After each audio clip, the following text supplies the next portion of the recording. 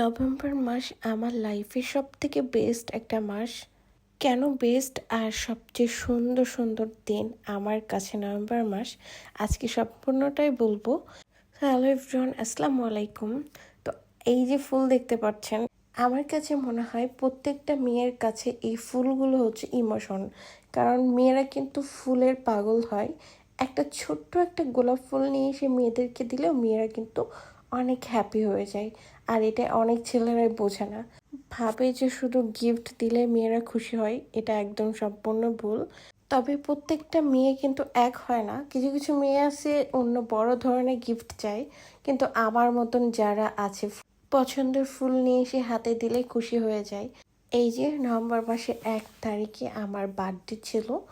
আর এই বার্থডের দিন আমার ভালোবাসার মানুষ আমাকে খুশি করার জন্য বেশি কিছু করা লাগে নাই তার। এই যে ফুল নিয়ে গেছে, এই ফুলটা আমার অনেক বেশি হ্যাপি করে দিয়েছে। তার সাথে আমার প্রিয় মানুষ আমার সাথেই ছিল। কারণ সব সময় আমার মনে হয় ওই পাশে থাকলে আমার সবচেয়ে খুশি। প্রতিটা মেয়েই তার হাজবেন্ডকে পাশে চায় আর কেয়ারিং চায়, আর তেমন কোনো কিছুই চায় না। তো যাই হোক, এবার কথায় আসি, আমার বর আমার জন্য কি নিয়ে আসছে।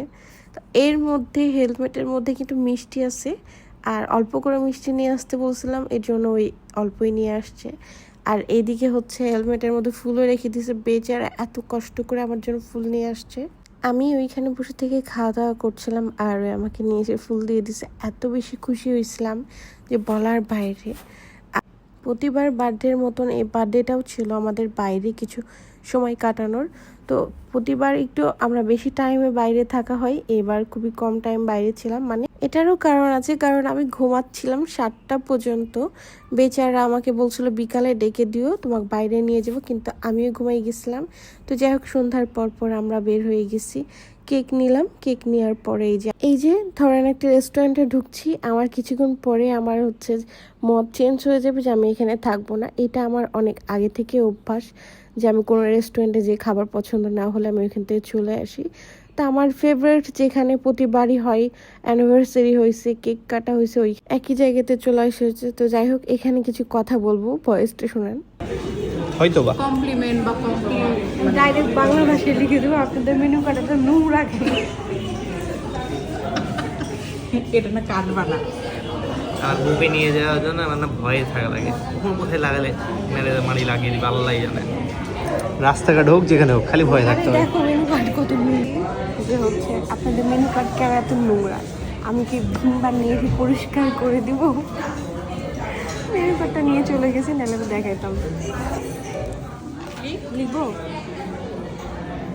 না, থাক। যাই হোক, এটা কিন্তু একদমই মজার ছিল। আমার ফেভারিট হচ্ছে ক্যালি স্টোর। এটা হচ্ছে আমার এখানকার খাবার এত বেশি পছন্দ যে বলার বাইরে। স্যুপটা অনেক বেশি পছন্দ। তো এখানে এসে আমরা একটু আড্ডা দিলাম, মজা করলাম। আর এখানকার পরিবেশটাও অনেক সুন্দর, আর খাবার তো বললামই অনেক বেশি পছন্দ, এর জন্য বারবার এখানে আসা হয়।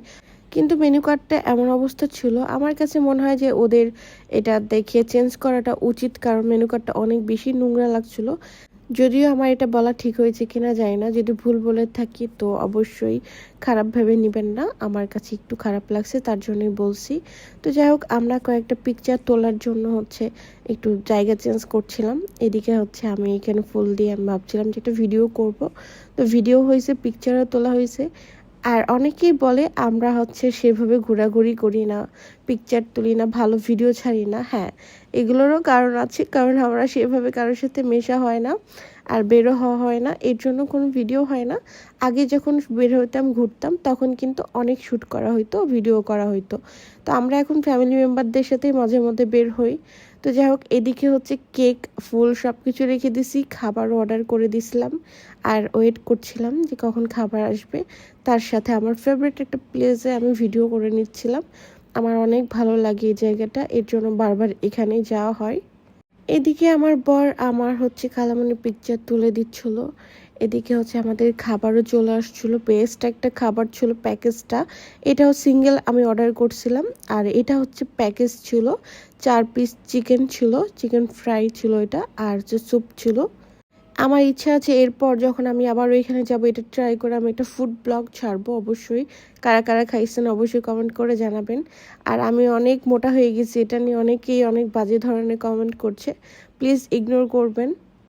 আল্লাহর হাতে সব কিছু, কার কখন মোটা হওয়া পাতলা হয় এগুলো সব কিছুই আল্লাহর উপরে সব কিছু। তো যাই হোক, এদিকে আমার খালামণি হচ্ছে মজা করে খাচ্ছিল আর ওকে হচ্ছে সব সময় জ্বালাই, মানে উৎস জ্বালায়। আর এটা কিন্তু আমার ফুফাতো বোনের মেয়ে, আমি খালামণি হব কিন্তু আমি বয়সে ছোট, যে কারণ হচ্ছে ওকে খালামণি ডাকে।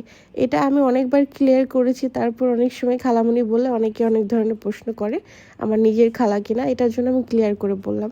তো যাই হোক, এদিকে আমরা সবাই ভালো মতন খাওয়া দাওয়া করছিলাম। আর এই যে উৎস একটা ভিডিও করতে বলছিল প্রতিবারের মতন, আমার খালামণি যে ডিস্টার্ব করে ওকে, পরে তো ওর চিকেনটা উৎসে খেয়ে নিতে চাই।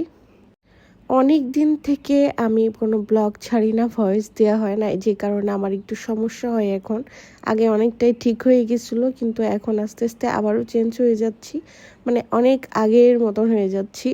আমি ভয়েসও দিতে পারছিলাম না ঠিকভাবে, কি বলবো এটাও বুঝে পাচ্ছিলাম না। যদি আমার ব্লগ ভালো না লাগে ইগনোর করে চলে যাবেন, বাট এসে বলবেন না যে আমি কি কথাবার্তা বলছি বা কোনো কিছু ভুলভাল বলছি, এগুলো ইগনোর করবেন। ইনশাল্লাহ খুব তাড়াতাড়ি আবারও ব্যাক করব, আবার ভালো মতন। এদিকে একটা ছোট্ট কিউট একটা কেক নিয়ে আসছিল আমার বর আমার জন্য। কেকটা আমার অনেক পছন্দ হয়েছে, কারণ আমরা এখানে 3 জনাই ছিলাম, এর জন্য অনেক ছোট একটা কেক নিয়ে আসছি যেন আমরা এখানে 3 জনাই খেতে পারি। আর একটা মজার বিষয়, এতটুকু একটা কেক আমরা কিন্তু 3 জনাও খেয়ে শেষ করতে পারি নাই, কারণ একটু একটু করেই কেক খাইছি। তো এদিকে কেক কাটার জন্য প্রস্তুতি চলছে।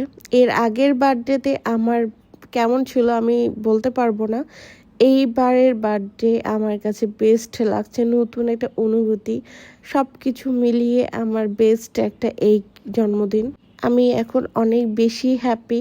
আর এই দিনটাতে আমরা দুজন মিলে বের হয়ে যতটুকু টাইম পার করছি, অনেক সুন্দর একটা টাইম পার হয়েছে। একটু রাগারাগি হয়নি, গতবার একটু রাগারাগি ছিল, কারণ পিকচার তোলার সময় আমি সবসময় একটু রেগে যাই ভালো পিকচার না আসলে। তো এদিকে হচ্ছে আমি প্রতিবারই এরকম করে কেক কাটি, তো পরে ভাবলাম যে এবারও কেক কাটি এভাবে। এবার ভাবছিলাম একটু অন্যভাবে কেক কাটবো, বাট আগের মতনই এভাবে কেক কাটা হলো। তো যাই হোক, আমার প্রতিটা আবদারই পূরণ করে আমার বর, আমার যেগুলো পছন্দ সেগুলোই করার চেষ্টা করে। আমি যেখানে যতবার যেয়ে বলবো না আমার এই জায়গা পছন্দ না, আমি এই জায়গাতে থাকবো না বা এই জিনিসটা করব না, সঙ্গে সঙ্গে ওই এটা চেঞ্জ করে ফেলে। বিশ্বাস করবেন না, আমি রেস্টুরেন্টে যে এত বেশি জ্বালাই ওকে, খাবার অর্ডার করতে যেয়ে বা রেস্টুরেন্ট সিলেক্ট করতে যেয়ে, তার উপরে ওই বিরক্ত হয় না, আমাকে সেখান থেকে নিয়ে আসে আর ওদের কাছে সরি বলে আসে যে ভাই এতক্ষণ বসলাম, কিছু মনে করেন না। এইরকম কেয়ারিং হাজবেন্ড কার কার অবশ্যই কমেন্ট করে জানাবেন। যাই হোক, আমার বর এখানে আমাকে কেক মাখাইতে গেছিলো, বাট আমি বলছিলাম আমি খাবো, তো এটা নিয়ে হাসাহাসি করছিল। তো সবাই ভালো থাকবেন, এই পর্যন্ত ছিল ভিডিও, আবারও কোনো একটা ভিডিও দেখা হয়ে যাবে। আল্লাহ হাফিজ।